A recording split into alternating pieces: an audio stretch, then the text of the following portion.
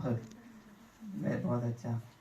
तो वहाँ राधा दामोदर मंदिर में एक रूम मिला हुआ था प्रभुपाद को। राधा दामोदर मंदिर जस्ट इसके सामने, जो जहाँ पे रासलीला स्थली है उसके जस्ट सामने। किसी भी कृष्ण भक्त के लिए उससे बेहतर स्थान हो नहीं सकता दुनिया में। बट उस जगह को छोड़ के वो न्यूयॉर्क गए कि ये भक्ति बाकी लोगों से शेयर करना है, पूरी दुनिया को मिलना चाहिए, केवल कुछ लोगों तक नहीं सीमित रहना चाहिए। तो इसलिए वो आए और स्टॉकहोम भी आए थे प्रभुपाद 50 साल पहले, 1973 6 सितंबर 1973 को प्रभुपाद ने स्टॉकहोम यूनिवर्सिटी में लेक्चर लिया था। और उसी के कुछ दिन पहले या बाद में उपसला यूनिवर्सिटी में भी लेक्चर लिया था। और उन्होंने फिर स्टॉकहोम में भी इस्कॉन की स्थापना की। और आज 3 मंदिर है इस्कॉन के। तो हमें याद करना चाहिए किसके कारण हुआ है। हम फैसिलिटी ले रहे हैं, हम राधाष्टमी जन्माष्टमी आज मना पा रहे हैं उनके साथ, तो उनके लिए कृतज्ञता हम व्यक्त कर सकते हैं। तो हम कुछ प्रार्थना करेंगे, उसके बाद राधा रानी के बारे में थोड़ा सा चर्चा करेंगे। ओम अज्ञानतिमिरन्धस्य ज्ञानाञ्जनशलाकया चक्षुरुन्मिलितं येन तस्मै श्रीगुरवे नमः। श्रीचैतन्यमनोभीष्टं स्थापितं येन भूतले स्वयं रूपः कदा मह्यं ददाति स्वपदान्तिकं। वन्देऽहं श्रीगुरु श्रीयुतापदकमलं श्रीगुरून् वैष्णवांश्च श्रीरूपं साग्रजातं सहगण रघुनाथान्वितं तं सजीवम् साद्वैतं सावधूतं परिजनासहितं कृष्णचैतन्यदेवं श्रीराधा कृष्णपादान् सहगण ललिता श्रीविशाखान्वितांश्च। हे कृष्ण करुणा सिन्धो दीनबन्धु जगत्पते गोपेश गोपिका कान्त राधा कान्त नमोऽस्तुते। तप्त कांचन गौरांगी राधे वृंदावनेश्वरी वृषभानुसुते देवी प्रणमामि हरिप्रिये। तप्त कांचन गौरांगी राधे वृंदावनेश्वरी वृषभानुसुते देवी प्रणमामि हरिप्रिये। ये राधा रानी का प्रणामी मंत्र है। आप भी मेरे साथ रिपीट कर सकते हैं। मैं एक पार्ट बोलूंगा, फिर आप रिपीट कीजिएगा। तप्त कांचन गौरांगी श्री राधे वृंदावनेश्वरी वृषभानुसुते देवी प्रणमामि हरिप्रिये। इसका मतलब मैं समझाता हूँ। नमो विष्णुपादाय कृष्णप्रेष्ठाय भूतले श्रीमते भक्तिवेदांत स्वामिनिति नामिने।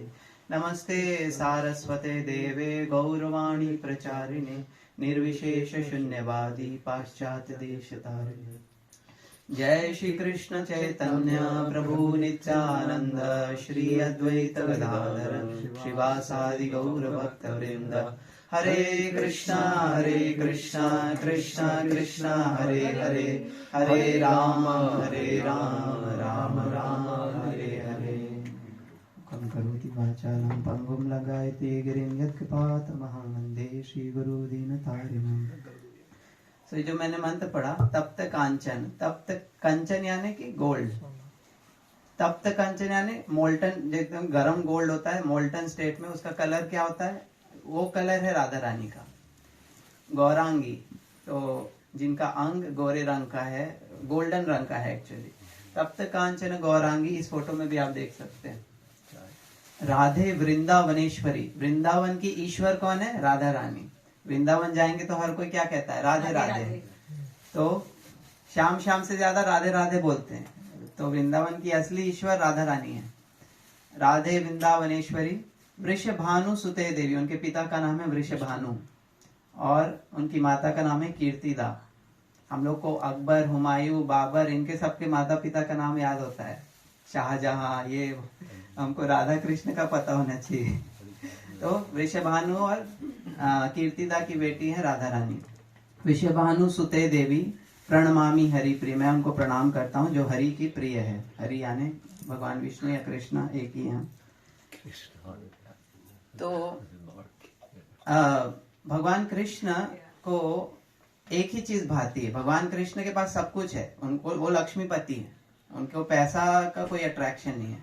कोई अमीर आदमी को देख के वो अट्रैक्ट नहीं होते, या कोई बहुत सुंदर हो, ऐसा नहीं कि भगवान ब्यूटी से अट्रैक्ट हो रहे हो, या बहुत किसी को योग आता हो, या बहुत ज्यादा कोई बहुत सक्सेसफुल हो, ये सबसे भगवान कृष्ण को कोई आकर्षण नहीं होता। उनको आकर्षण होता है केवल एक चीज से, और वो है भक्ति। किसी के अंदर भक्ति है, किसी के अंदर डिवोशन है, तो भगवान कृष्ण अट्रैक्ट हो जाते हैं उससे, और हेल्पलेसली अट्रैक्ट हो जाते हैं। और राधा रानी से इसलिए भगवान सबसे ज्यादा अट्रैक्टेड होते हैं क्योंकि उनके अंदर सबसे ज्यादा भक्ति है। तो एक जगह भगवान कृष्ण समझाते हैं राधा कौन है, राधा का मतलब क्या है। बीच में एक डिबेट चला था राधा रानी के बारे में, बहुत न्यूज में चल रहा था। आप लोग नहीं सुने? अच्छा, नहीं सुने, सुनिए डिबेट। तो राधा रानी के बारे में एक जगह वर्णन है। भगवान कृष्ण कहते हैं राधा कौन है, जो मेरी आराधना, आराधना और राधा सिमिलर तत्व है, सिमिलर रूट्स है वर्ड का। जो मेरी आराधना अहेतु की, यानी बिना किसी सेल्फिश मोटिवेशन के करती हो, बिना किसी सेल्फ एजेंडा के करती हो, और अप्रतिहता, बिना किसी इंटरप्शन के करती हो। ये हमारी भक्ति कई बार इंटरप्ट हो जाती है। आज वर्कलोड आया तो आज पूजा भगवान की माला करेंगे, कल नहीं करेंगे, या हमारी इंटरप्ट हो जाए। आज मूड कर रहा है तो करेंगे, कल मूड नहीं कर रहा नहीं करेंगे। आज भाव आ रहा है तो करेंगे, कल भाव नहीं आ रहा है तो नहीं करेंगे। लेकिन राधा रानी की सेवा कभी नहीं रुकती है, अहेतु की, बिना किसी पर्सनल एजेंडा और ईगो के करती हैं, और हर परिस्थिति में सेवा करती रहती हैं। वो है राधा रानी। और हरे कृष्णा। हरे कृष्ण कृष्ण। और दूसरे भाग में भगवान कृष्ण कहते हैं, और वो जिसकी आराधना मैं करता हूं हर समय, हर परिस्थिति में, और बिना किसी सेल्फिश एजेंडा के, वो है राधा। सो जिसकी आराधना भगवान श्री कृष्ण करते हैं वो है राधा। सो राधा बहुत गूढ़ तत्व है, बहुत ही सीक्रेट चीज है, इजीली समझ नहीं सकते हम। जनरली लोग ये सीरियल्स देखते हैं तो उनको यही लगता है कि ये नॉर्मल गर्लफ्रेंड बॉयफ्रेंड का चक्कर चल रहा है। उनको लगता है जैसे यहाँ हमारे दुनिया में होता है ना, यंग लड़के यंग लड़कियों के बीच में रोमांस होता है, वैसे ही हो रहा है राधा कृष्ण के बीच। बट उनके बीच में जो संबंध हो रहा है उसमें एक क्षण मात्र भी काम वासना नहीं है। जो हमारे दुनिया में जो होता है रोमांस, उसमें केवल काम भरा हुआ है, lust, it is full of lust only. But Radha Krishna का जो प्रेम है उसमें लस्ट का एक क्षण मात्र भी नहीं है, केवल शुद्ध प्रेम है। और क्या अंतर है काम और प्रेम में? कृष्ण की प्रीति के लिए जो काम किया जाए वो प्रेम है, और खुद के प्रीति के लिए जो काम किया जाए वो है काम, वो है lust. Lust doesn't only mean the gross lust, subtle lust is कोई भी सेल्फिश काम हम कर रहे हैं वो सब काम है, काम वासना। तो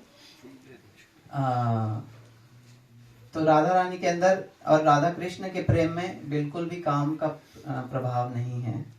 और इसलिए इस प्रेम को इतना शुद्ध बताया गया कि दुनिया के सबसे बड़े वैरागी जो हुए हैं वो राधा कृष्ण के प्रेम को पूजा करते हैं, वो रासलीला की पूजा करते हैं। तो कई लोग, एक बार मैं कॉलेज में था, मैं IIT धनबाद से पढ़ाई किया हूँ, वहाँ पे मैं इस्कॉन से जुड़ा था 2013-14 में। तो मैं ऐसे एक शॉप में खड़ा था, तो किसी ने, उसको पता चला कि मैं कृष्ण भक्ति और ये सब से जुड़ा हुआ हूँ। तो जैसे ही उसने कृष्ण का नाम सुना, बोला कैसे भगवान है कृष्ण, 16,000 रानियां थी उनकी, और यंग यंग गोपियों के साथ रात को डांस करते हैं, इनके अंदर तो बेसिक मोरालिटी नहीं है, तो ये भगवान कैसे हो सकते हैं? तो ये होता है जब हम आचार्यों से नहीं सुन के केवल टीवी सीरियल देख के हम भगवान को समझने की प्रयास करते हैं। तो भगवान को समझना इतना आसान नहीं, खासकर कृष्ण को। राम भगवान को आप समझ भी सकते हैं क्योंकि वो मर्यादा पुरुषोत्तम है, वो हमेशा मर्यादा में रहे। बट भगवान कृष्ण को समझना आसान नहीं है, तो वो बहुत हाई लेवल सब्जेक्ट मैटर है, PhD लेवल है वो। तो एक्चुअली बताया गया है राधा और कृष्ण एक ही सोल, दो दो शरीर में ऐसा बताया, एक आत्मा दो शरीर में इस समान है। जैसे कि मैं अपना हाथ, ये मेरा शरीर, मेरा शरीर का भाग है, ये मेरा हाथ, इसको उठा के मैं लड्डू खाऊं, इसमें कोई क्राइम तो नहीं है, तो ये मेरा ही अंग है। उसी प्रकार राधा रानी भी कृष्ण के अंग की तरह ही हैं, एक आत्मा दो शरीर में है, ऐसा समझाया आचार्यों ने। तो उनके बीच में जो भी हो रहा है वो पूर्णतः पूर्ण प्रेम है। और राधा केवल ये सोचती कैसे मैं कृष्ण को खुश करूं, और कृष्ण कैसे सोचते हैं मैं राधा को कैसे खुश करूं। लेकिन राधा रानी को समझना, इवन कृष्ण को समझना मुश्किल है, बट राधा रानी के प्रेम को समझना और भी ज्यादा मुश्किल है। और राधा रानी का प्रेम तो ऐसा है कि भगवान कृष्ण स्वयं नहीं समझ पाते। भगवान कृष्ण सब कुछ जानते हैं, सर्वज्ञ बोला गया उनको, जो सब कुछ जानने वाले हैं, बट वो राधा के भाव को समझ नहीं पाते। उनको समझ नहीं आता कि कैसी भक्ति कर रही है राधा। और एक बार तो भगवान कृष्ण इतने हो गए कि उनको, भगवान कृष्ण को बोला गया है आनंदमय अभ्यास है, हमेशा आनंद में रहते हैं, आनंद से पूर्ण है वो। कभी भी हम देखेंगे कि भगवान कृष्ण उदास बैठे हुए हैं या उनको बहुत स्ट्रगल करना पड़ रहा है, दुनिया चलाने के लिए हार्डवर्क करना पड़ रहा है, he is always enjoying. But वो जब राधा रानी को देखते हैं वो बोलते हैं कि यार राधा का जो आनंद है मेरे से भी ज्यादा बड़ा है। राधा रानी जिस आनंद को अनुभूति कर रही है, वो बोलते हैं भगवान कृष्ण की ये तो मैं भी नहीं कर पा रहा हूँ, कैसा आनंद तुम महसूस कर रही हो। तो भगवान कृष्ण कहते हैं कि मैं भी ऐसा आनंद अनुभूति, ऐसे आनंद की अनुभूति मैं करना चाहता हूँ। और वो कैसे कर सकते हैं, वो तो खुद भगवान है और राधा रानी के अंदर भक्ति है, वो भक्ति की का अनुभूति करना चाहते हैं, तो कैसे करेंगे। तो एक ही तरीका है कि वो खुद भक्त बने। जब भगवान स्वयं भक्त बनेंगे तभी उनको समझ में आएगा कि भक्तों को कैसा फील होता है। तो इसलिए श्री भगवान कृष्ण अवतार लेते हैं कलयुग में, और उनका अवतार का नाम है श्री कृष्ण चैतन्य या चैतन्य महाप्रभु। तो चैतन्य महाप्रभु कृष्ण ही हैं जो आते हैं कृष्ण के भक्त के रूप में, ये एक्सपीरियंस करने के लिए कि भक्ति कैसी होती है, मेरा भक्त इतना आनंद में क्यों रहता है, क्या उसको फील होता है। तो श्री कृष्ण चैतन्य महाप्रभु 500 साल पहले मायापुर नाम की जगह में उनका अवतरण हुआ, जो कि आज कोलकाता से पास है, और वो इस्कॉन का हेडक्वार्टर भी है इसी कारण से, क्योंकि वो उनका जन्म स्थान है। तो उनको बताया गया कलयुग का युग धर्म। और ऐसा नहीं है कि श्री चैतन्य महाप्रभु को केवल इस्कॉन वालों ने भगवान बना दिया है, इनका वर्णन कई शास्त्रों में है, 2 दर्जन से ज्यादा शास्त्रों में श्री चैतन्य महाप्रभु का वर्णन है। उनका नाम, उनका रंग राधा रानी का रंग है। ऐसा श्रीमद् भागवत पुराण में, भागवत सप्ताह तो हम लोग जानते हैं, तो वो भागवत पुराण के बेसिस पे होती है। श्रीमद् भागवत पुराण में श्री चैतन्य महाप्रभु का वर्णन है, कृष्ण वर्णन तुषा कृष्णम सांगो पांगास्त्र पार्षदम यज्ञ संकीर्तनय प्राये यजंती ही सुमेधशाह। ऐसा बताया गया है। कृष्ण वर्णम, कृष्ण ही है, तुषा कृष्णम, कृष्ण का एक और मीनिंग होता है ब्लैक, तो अकृष्ण मतलब नॉट ब्लैक। तो एक ऐसा अवतार भगवान का जो कि ब्लैक कलर में नहीं है, गोल्डन कलर में। वो गोल्डन कलर किसका कलर है, राधा रानी का। तो वो राधा के कलर में आते हैं और राधा के भाव में आते हैं। राधा भाव दति सुबलिताम नौमी कृष्ण स्वरूपम। तो राधा के भाव में जो भगवान है, कृष्ण है, वो श्री चैतन्य महाप्रभु है। इसलिए श्री चैतन्य महाप्रभु राधा कृष्ण का कंबाइंड इनकारनेशन है। आप किसी भी इस्कॉन टेम्पल में जाएंगे, आपको वहां पे श्री चैतन्य महाप्रभु की मूर्ति मिलेगी ऐसे डांस करते हुए। श्री कृष्ण चैतन्य महाप्रभु ने यह हरे कृष्ण महामंत्र का कीर्तन पूरे वर्ल्ड में फैलाया, पूरे इंडिया में फैलाया, और प्रभुपाद ने फिर उसको पूरे वर्ल्ड में फैलाया 50 साल पहले। पर 500 साल पहले श्री चैतन्य महाप्रभु ने इसको इंडिया में प्रचलित किया। बट ये उनका इन्वेंशन नहीं था, ये मंत्र कली संतरण उपनिषद में से लिया गया है। कली संतरण उपनिषद में ये मंत्र आता है, हरे कृष्णा कृष्णा कृष्ण हरे हरे, हरे राम राम राम हरे हरे। और ऐसा बोला गया है, इति षोडक्षणम नाम कली कल्मष नाशनम नातः परतरोपाय सर्व वेदेषु दृष्टये। कि ये जो 16 शब्दों का जो मंत्र है, आप काउंट करेंगे 16 शब्द है इसमें, षोडक्षण यानी 16 शब्दों का जो मंत्र है, ये कलयुग के सारे कल्मश का नाश करने वाला मंत्र है। कलयुग में कितनी तरह की कलमश चल रही है, हर जगह फाइट होती है, हर जगह मिसअंडरस्टैंडिंग होती है, एक परिवार को भी साथ में रुक पाना मुश्किल हो गया है। तो क्लेश ही क्लेश है कलयुग में। अपने अंदर भी कितनी लड़ाई चल रही है, अपने अंदर ही अच्छाई और बुराई की लड़ाई चलती रहती है। कभी हमारा अच्छा साइड हैवी हो जाता है, कभी बुरा साइड हैवी हो जाता है। तो कलयुग में इतना ज्यादा कलमश है, बट ये मंत्र जो है इसके अंदर वो शक्ति है कि सारे कलयुग के कलमश को नाश कर सकता है। और ये मंत्र बहुत स्पेशल है क्योंकि इसमें राधा और कृष्ण दोनों का नाम आता है। तो 3 तत्व बताए गए हैं, हर, हरि और हरे। हरा, हर यानी कि शिव जी, हर हर महादेव बोलते ना, हर यानी कि शंभु शिव।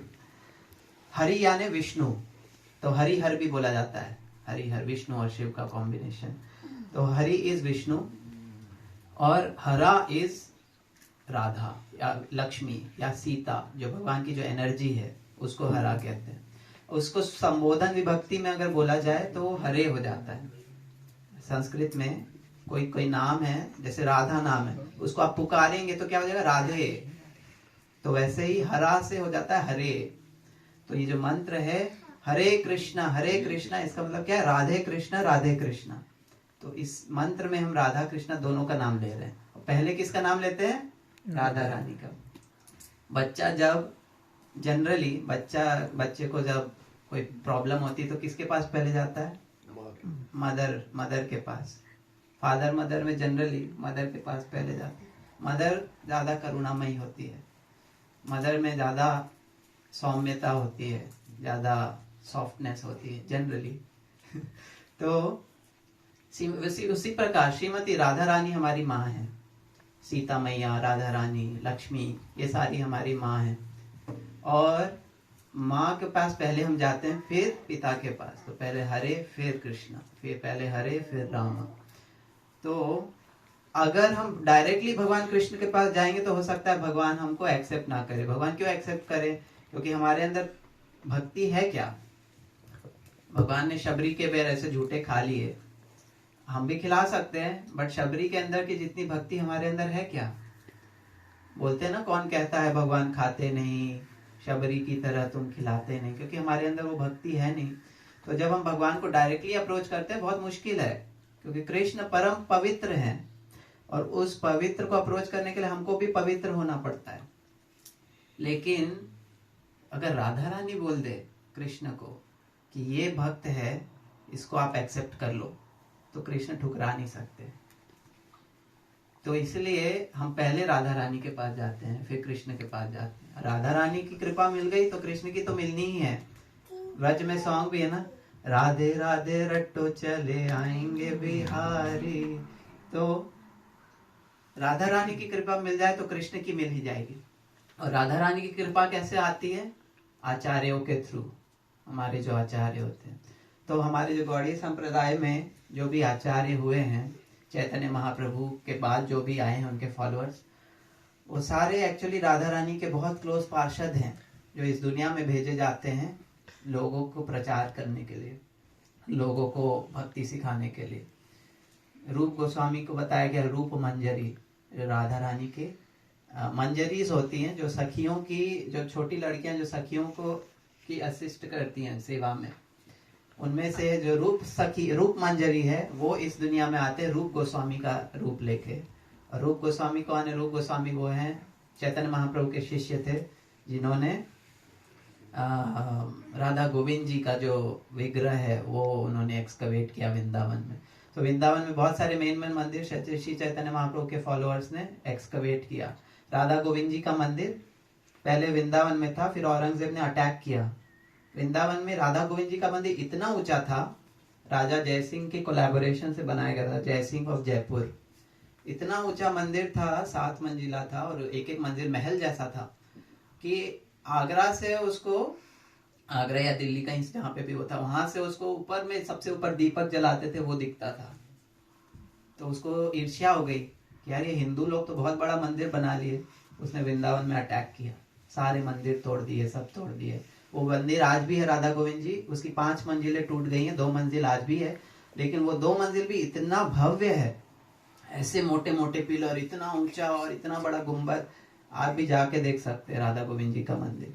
तो वो सब उसने ध्वस्त किया और राधा गोविंद जी के मंदिर को जयपुर लेके चले गए। आज भी जयपुर में जब मंगल आरती होती राधा गोविंद जी की, रोज मंगल आरती में 4-4, 5-5 हजार भक्त आते हैं। तो एक सॉन्ग भी है, रूप गोस्वामी प्रकट कियो जो राधा गोविंद, तो ऐसा करके है। तो एनीवेज, तो ये जो हमारे आचार्य हैं, इनकी सेवा हम करते हैं तो राधा रानी की कृपा मिलती है, क्योंकि ये राधा रानी के बहुत क्लोज पार्षद है। जो शुकदेव गोस्वामी जिन्होंने श्रीमद् भागवत का पाठ सुनाया, अभी की बात नहीं है, जब कलयुग की स्टार्टिंग हो रही थी तब परीक्षित महाराज कौन है? अर्जुन के पोते, अभिमन्यु के पुत्र, उनको श्रीमद् भागवत का पाठ सुनाया शुकदेव गोस्वामी। शुकदेव गोस्वामी कौन है? शुकदेव गोस्वामी खुद राधा रानी के पैरट हैं, तोता। तो स्पिरिचुअल वर्ल्ड में जो वैकुंठ या फिर गोलोक, जो हमारा इस दुनिया से परे जो दुनिया है, उसमें उनका रोल है राधा रानी के तोते के रूप में, हमेशा राधा रानी के साथ रहते हैं। और उन्होंने फिर श्रीमद् भागवत का पाठ सुनाया। तो इसी प्रकार श्रीला प्रभुपाद भी भगवान के बहुत क्लोज पार्षद हैं। और हर आचार्य रिवील नहीं करते कि उनका स्पिरिचुअल वर्ल्ड में रोल क्या है, बट उनके हम एक्टिविटी से समझ सकते हैं कि ये भगवान के बहुत क्लोज है। तो उनकी सेवा करते हैं तो हमको राधा रानी की कृपा मिलती है। तो हम एक भजन गाएंगे अभी। तो एक्चुअली क्या होता है, जो मैं बताया स्पिरिचुअल वर्ल्ड की बात किया, या जिसको वैकुंठ बोला जाता है, गोलोक वृंदावन बोला जाता है, वो बहुत बड़ा सब्जेक्ट मैटर है, हम डिस्कस करेंगे तो घंटे हो जाएंगे, मैं इतना नहीं खींचूंगा। बट उसमें एक लोक है जिसको गोलोक वृंदावन कहते हैं, जिसमें भगवान कृष्ण और राधा रहते हैं और बाकी सखी और सब वहीं पे रहते हैं। और वो बीच बीच में यहाँ पे अवतरण लेते हैं। यहाँ पे जब भगवान आते हैं वो अवतार होता है, बट एक्चुअली में उनकी लीला हमेशा उधर चल रही होती है। तो मैं इस पॉइंट पे क्यों आया था, इसके पहले क्या बता रहा था? वृंदावन के, गोलोक वृंदावन। हाँ, तो गोलोक वृंदावन में भगवान करते क्या है, ऐसा बोला हो गया है ईशोपनिषद में, या एक उपनिषद में बोला गया है, न तस्य कार्यम करणम च विद्यते न तत्समश्चाभिधिकश्च दृश्यते, कि भगवान को कोई काम करने की जरूरत नहीं। जैसे हमको यहाँ ऑफिस जाना पड़ता है, अगर ये घर को साफ सफाई नहीं किए तो गंदा हो जाएगा, हर समय कुछ काम करना पड़ता है, कोई कुकिंग करना पड़े, भगवान को कुछ नहीं करना पड़ता, वो एंजॉय करते हैं बस। तो डेली वो गाय चराने जाएंगे, वहाँ पे टिफिन बॉक्स लेके जाते हैं सब बच्चे, आपस में शेयर करते हैं, एंजॉय करते हैं। वहाँ कोई बुढ़ा नहीं होता, कोई डेथ नहीं होती। भगवान हमेशा किशोर रूप में रहते हैं, 16 साल। गोलोक वृंदावन में भगवान कृष्ण हमेशा 16 साल के यंग बॉय की तरह रहते हैं, और राधा रानी भी यंग किशोरी। तो इसलिए बोलते हैं किशोरी, किशोर किशोरी। तो ये हम एक सॉन्ग गाएंगे। तो स्पिरिचुअल वर्ल्ड में सबका काम क्या है? केवल किशोर किशोरी को खुश करना। किसी का कोई पर्सनल एजेंडा नहीं है, किसी को कोई सेल्फिश मोटिव नहीं, सबका प्राण बसता है कृष्ण और राधा में। और आज भी वृंदावन जाएंगे तो उसकी झलक देखने को मिलती है कि हर कोई, रिक्शा वाला भी बोलेगा राधे राधे, आप नमस्ते वमस्ते नहीं बोलेंगे, आपको राधे राधे। और कहीं पे उसको हॉर्न मारना है तो राधे राधे चिल्लाएगा वो। तो ब्रजवासियों के जीवन का अंग भगवान नहीं है, उनका जीवन ही भगवान है। राधा कृष्णा उनका जीवन है, और हमारे जीवन का एक अंग हो सकते हैं। सुबह 5 मिनट पूजा कर लिया, हो गया, बट उनका पूरा जीवन ही भगवान है। तो ऐसे ही गोलोक वृंदावन में जो लोग रहते हैं, उनका 24 घंटे एक ही काम है, राधा कृष्ण को कैसे प्रसन्न किया जाए, इनके बीच में कैसे हम अच्छा लीला रचाई जाए। तो सब लोग उसमें कोऑपरेट करते हैं। कोई ये नहीं कि अरे सब लोग कृष्ण का नाम ले रहे हैं, मेरी कोई तारीफ नहीं कर रहा, वो ईगो नहीं रहता किसी को। इसीलिए जो शुद्ध हो जाते हैं वही लोग उधर जाते हैं, और वहां पे सब ऐसे अरेंजमेंट में लगे रहते हैं। चलो आज राधा कृष्ण का झूलन है, तो सब उनको झूला झुलाएंगे। तो कोई जाएगा वहां पे फूलों से सजा देगा झूले को, कोई जाएगा जो, और वहां पे कोई भी चीज निर्जीव नहीं होती, वहां पे नदियां भी जीवित होती है, पेड़ भी जीवित, पेड़ तो यहाँ भी जीवित है, नदियां भी जीवित होती है, पत्थर भी जीवित होते हैं, सबके अंदर फुल कॉन्शियसनेस रहती है, सच्चिदानंद होते हैं सब। और सब लोग का यही काम रहता है। नदी सोचती है कि जैसे हवा सोचती है कि मैं इस एरिया से फूलों की पॉलन ग्रेन्स अच्छी सुगंध लेके राधा कृष्णा के पास जाऊं, तो उनको जब सुनने बहुत आनंद आएगा। और इसी प्रकार गाय सोचती है कि मैं कृष्ण जब बुलाएं तो दौड़ी दौड़ी जाऊं, कृष्ण को आनंद आएगा। तो हर कोई बस उसी में लगा रहता है। तो ये जो हम भजन गाएंगे ये उसी भाव में है कि कैसे राधा कृष्ण में मन हमारा हमेशा लगा रहे, उनकी सेवा में। तो एक आचार्य ने लिखा है, ये आचार्य का नाम है नरोत्तम दास ठाकुर। नरोत्तम दास ठाकुर का जन्म हुआ था बांग्लादेश में, जो पहले बंगाल था।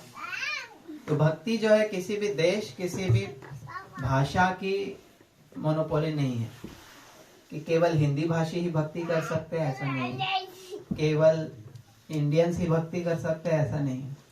तो हमारे भारत में हर पार्ट में भक्ति का प्रचलन हुआ है। महाराष्ट्र में हमारे ये विठल क्या नाम है, हाँ नहीं विठल के पुजारी कौन थे, तुकाराम महाराज, संत तुकाराम। तो महाराष्ट्र में उन्होंने भक्ति, गुजरात में हमारे वल्लभाचार्य हैं, नरसिंह मेहता है, राजस्थान में मीराबाई है, बंगाल में हमारे चैतन्य महाप्रभु और नरोत्तम दास ठाकुर और ये सब आचार्य हैं। सभी भारत के हर अंग में आप जाइए वहां भक्ति में। साउथ इंडिया में रामानुजाचार्य हैं, मध्वाचार्य हैं। तो हर जगह भक्ति है भारत में, कण कण में, हर जगह। तो ये सॉन्ग जो है ये बांग्ला भाषा में, लेकिन संस्कृताइज्ड बांग्ला है, तो समझ में आएगा आपको। काफी सारे जो वर्ड्स है वो हिंदी और संस्कृत से लिए गए हैं। तो ये भी थोड़ा सा मीनिंग में समझा देता हूँ। तो ये सॉन्ग ऐसा है कि जो भक्त होता है, जो भक्ति में अपने आप को हमेशा लगाना चाहता है, और खासकर जब वो बहुत उच्च स्थिति में पहुंच जाता है, तो उसका कैसे चिंतन राधा कृष्ण में लगा रहता है, वो ये गीत शो करता है। तो ये इंग्लिश में है ताकि प्रभु लोग भी पढ़ पाए। इंग्लिश में लिखा है बट है हिंदी, मतलब स्क्रिप्ट इंग्लिश है बट लैंग्वेज संस्कृत बांग्ला। तो राधा कृष्ण प्राण मोरा जुगल किशोर, किशोर यानी कि मैंने बताया था क्या, यंग, और जुगल यानी कि कपल, सो यंग कपल। प्राण मोरा, तो राधा कृष्ण मेरे प्राण हैं, मेरे जस्ट ऐसा नहीं कि मेरे इष्ट देव हैं या मेरे जीवन का एक पार्ट है, ये मेरे प्राण हैं। ये कह रहे हैं जीवने मरणे गति आरो नहीं मोर। इसका मीनिंग क्या है, जीवन में या मरण में मेरा और कोई शरण नहीं है ना। एक भक्त जो होता है, ऐसा नहीं कि चलो आज सक्सेस मिली तो भगवान की शरण आगे चलो भगवान, कल फेलियर मिला तो भगवान को छोड़ दिए कि ये काम नहीं कर रहा है, ऐसा नहीं। भक्त हमेशा जीवन हो या मरण हो, भगवान के अलावा और कोई शरण नहीं है।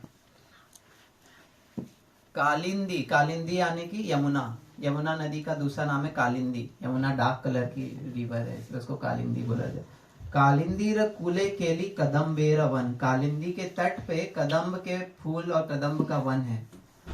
तो वहां पे वृंदावन में कदम्ब के बहुत वन है। रतन बेड़ीरा ऊपर बोशा बो दुईजन, उसमें मैं एक बहुत सुंदर सिंहासन बनाऊंगा, एक बहुत सुंदर आसन बनाऊंगा जो रत्नों से सजा होगा, और उसमें मैं राधा कृष्ण को विराजमान करूंगा। यहाँ पे आप लोगों ने भी बहुत सुंदर सजाया है, तो आपका भी वैसा भाव है। तो वैसे वो बोल रहे हैं कि रत्न से बहुत सुंदर आसन बना के राधा कृष्ण को उसमें हम विराजमान करूंगा। श्यामा गौरी अंगे दीवो चंदनेर गंधा, श्यामा यानी कि राधा, श्यामा गौरी अंगे दीवो, उनके अंग में चंदन का लेप लगाएंगे। चंदन लगाया जाता है, खासकर इंडिया में पहले जब गर्मी होती थी लोग चंदन लगाते थे कि ठंडा महसूस हो, तो अच्छा फील होता है और खुशबू भी आती है। तो सेंट एंड परफ्यूम से अच्छा है चंदन। तो श्यामा गौरी अंगे दीबो चंदन हेर गंधा, चामर ढुलाबो कबे हेरी मुख चंद्र। चामर क्या होता है, वो याक के फेदर से बना हुआ एक ऐसा होता है जो मंदिरों में हम ऐसे ऐसे भगवान को चामर करते हैं। तो मैं चामर करूंगा और उनके सुंदर मुख चंद्र को देखते हुए भगवान को चामर करूंगा, हवा करूंगा कि उनको और आनंद मिले। गठिया माला तीर माला दीवो तोहार दोहार गले, अधरे तुलिया देवो कर्पूर तांबुले। तो गठिया मालती, ये सब फूलों की माला उनको हम पहनाएंगे, और अधरे तुलिया देवो कर्पूर तांबुले। तांबुल यानी हम ये पूजा करते हो तांबुल समर्पयामि, तांबुल यानी कि वो पान, पान और सुपारी हम भगवान को देंगे, खाने के बाद उनको अच्छा लगेगा, वो खाएंगे। तो अधर, अधर यानी कि होठ, तो अधरे तुलिया दीपो, उसमें हम पान खिलाएंगे। ललिता विशाखा आदि जत सखी वृंद, ललिता और विशाखा जैसे भगवान कृष्ण राधा के बाद जो सबसे दो प्रिय सखी है उनका नाम है ललिता और विशाखा। और ऐसे अष्ट सखी बोला जाता है जो सबसे प्रिय है राधा कृष्ण को, और उसमें से सबसे प्रोमिनेंट जो है वो ललिता और विशाखा है। तो ललिता विशाखा आदि जत सखी वृंद, ललिता विशाखा और आदि जो सखी वृंद हैं उनको आज्ञा ये कोरिबो सेवा चरणारविंद, उनकी आज्ञा से मैं उनकी सेवा करूंगा। मतलब ऐसा नहीं कि मैं डायरेक्टली जाके राधा कृष्ण की सेवा करूंगा सबको साइड में करके, मैं दास का दास बन के सेवा करूंगा। कि मैं भगवान कृष्ण की दासी कौन है? राधा रानी। राधा रानी की दासी कौन है? सखी। उन सखियों का दास मैं बनना चाहता हूँ। तो इस दुनिया में क्या होता है, जितना ऊपर जाओ उतना प्रमोशन माना जाता है। आप सीईओ बनो, आप ये बनो, लोग और खुश होते हैं। बट भक्ति में उल्टा है, जितना नीचे जाओ उतना आनंद आता है। जितना हम्बल, जितना दास का रोल लो उतना हार्ट सेटिस्फाई होता है। जितना हम अपने आप को प्रोमिनेंट बनाने की कोशिश करते हैं तो भक्ति का आनंद नहीं आता। तो बोल रहे हैं ललिता विशाखा आदि सखियों के आज्ञा से मैं सेवा करूंगा। चरण अरविंद, अरविंद यानी कि लोटस, चरण अरविंद मतलब राधा कृष्ण का चरण जो लोटस के समान है, कमल के समान, उनकी सेवा करूंगा। फिर लास्ट में कह रहे श्री कृष्ण चैतन्य प्रभुर दासेर अनुदास। तो जो मैंने बोला दास अनुदास यानी कि दास का दास। श्री कृष्ण चैतन्य महाप्रभु का मैं दास का दास हूँ। सेवा अभिलाष करे नरोत्तम दास, ऐसी सेवा की मेरी अभिलाषा है। ये नरोत्तम दास कह रहे हैं जो कि इस सॉन्ग को लिखे हैं। तो ये हम सॉन्ग गाएंगे, बहुत सुंदर भजन है इसका, बहुत अच्छा ट्यून है। हमारे साथ शांतनु जी है। शांतनु बहुत मधुर कीर्तन गाते हैं। कल हमारे टेम्पल में कीर्तन प्रोग्राम हुआ, लोग पूरा आनंद में डूब गए थे, एक अलग ही लेवल ऑफ एनर्जी थी। तो शांतनु का एक माँ बैंड है, कीर्तन बैंड भी है। ऑल्सो 14 सितंबर को हम लोग नमस्ते स्टॉकहोम में कीर्तन भी परफॉर्म करने वाले हैं। तो हम सब साथ में हम 11 बजे स्टार्ट करेंगे। योगा होगा पहले 9:30 to 11 के आसपास, फिर उसके जस्ट बाद हमारा कीर्तन है। तो आप लोग आइए उसमें। और शांतनु, दाऊजी प्रभु, भक्ति और भी डिवोटीज आमविक इस्कॉन से भी आएंगे। तो अब हम लोग ये भजन को गाएंगे, इस सॉन्ग को। तो आप लोग ये पढ़ के can play harmonium. Yeah. For what? This song Yeah. He will sing. Yeah. तो पहले शांतनु जी एक लाइन गाएंगे, हम लोग सुनेंगे ट्यून और वर्ड्स, फिर अगले बार हम रिपीट करेंगे उसको।